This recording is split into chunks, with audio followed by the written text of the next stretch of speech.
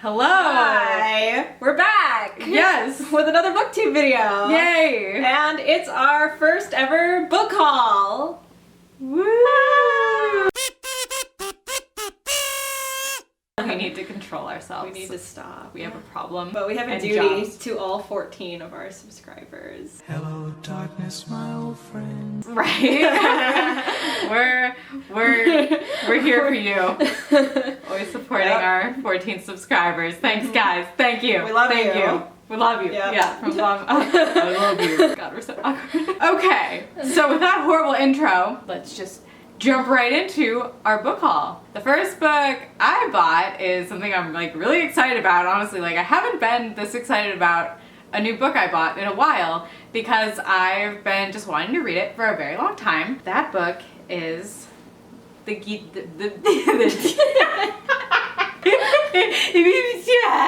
So that first book is The Demon King by Cinna Williams-Chima, and I realize I am kind of late to the game on this because this was published 2009, so it's been 10 years, but I'm really excited about this because I see Reagan talk about it on her channel a lot. Reagan as in Praise Project. I deeply trust her opinions, so I'm hoping this will be good, and I'm really excited about it. This book takes place in a fantasy setting of a city in the mountains called Fellsmarch. It follows thief Han as he tries to just steal what his family needs to survive, and one day he steals this powerful amulet that used to belong to the Demon King. Now the Demon King's son is stopping at nothing to hunt him down and get the amulet back. On the other hand, it also follows the princess of Fellsmarch named Raisa, I believe that's how you pronounce it, not sure. She hits her 16th birthday and her mom finally wants to marry her off, but she has other plans. She wants to be a warrior.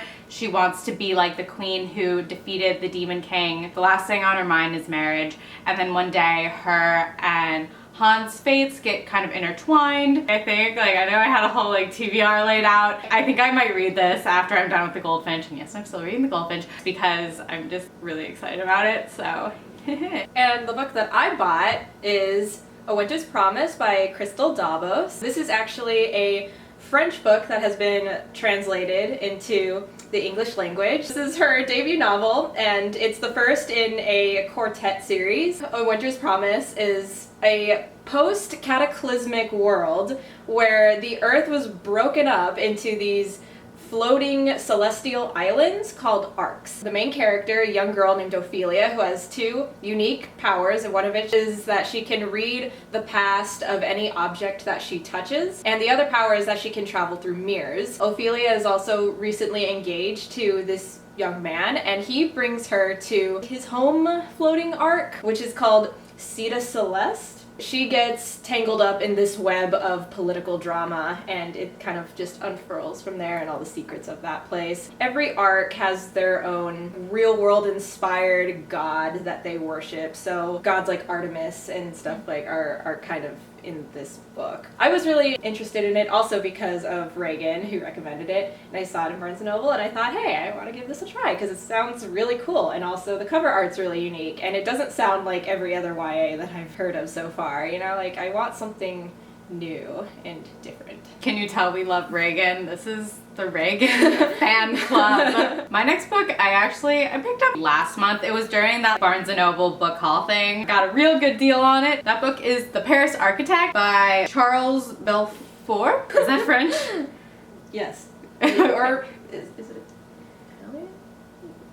We're French. uncultured swine. I mean, it's got a lot of vowels in it, so I don't know. It sounds French. I don't know. This book takes place in Paris, obviously, which would maybe make sense that the author has a French name.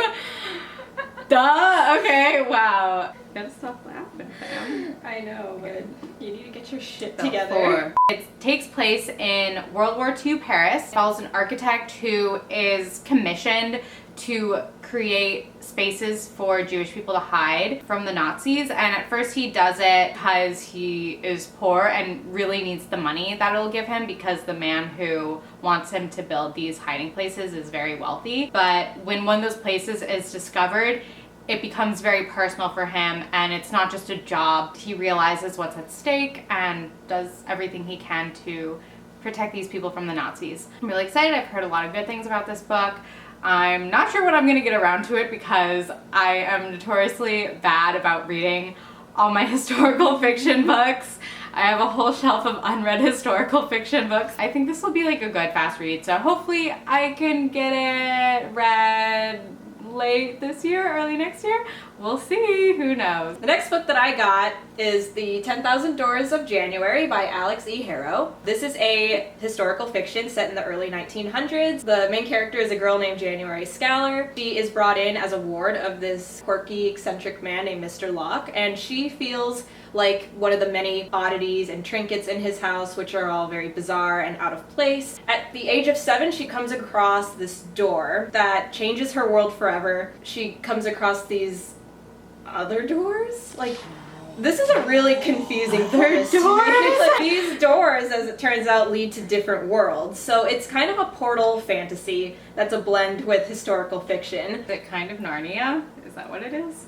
I mean, yes, but like with other worlds in it. 10,000 Yeah. Narnias! I'm excited to read it just because I heard it's very good and whimsical and magical, and I am all for that. And I also really love historical fiction, and I've been neglecting that genre, so I'm happy to get back into it. It's also very pretty. It is very, very pretty. I love this cover. The last book that we actually both purchased is another one we're kind of behind on, not as behind as some. That book is The Cool Prince by Holly Black. This book is about this girl named Jude, and she and her two sisters are whisked away to the Fey world after they watch their parents get murdered. Jude must earn her place in the fairy court, and she has to use her wits in order to climb the hierarchy of this Fey world. She also has to kind of one-up the Yes. king's son to get a place in the high court. But yeah, just know with the second one coming out, it was like, I feel like this is about time to read this. And this is another good one I feel like to read when you're super busy because it's about 400 pages. We're planning on reading it together so that we can talk about We'll it. do like a little review on it. Yeah. So hopefully that happens. That completes our, what month is it?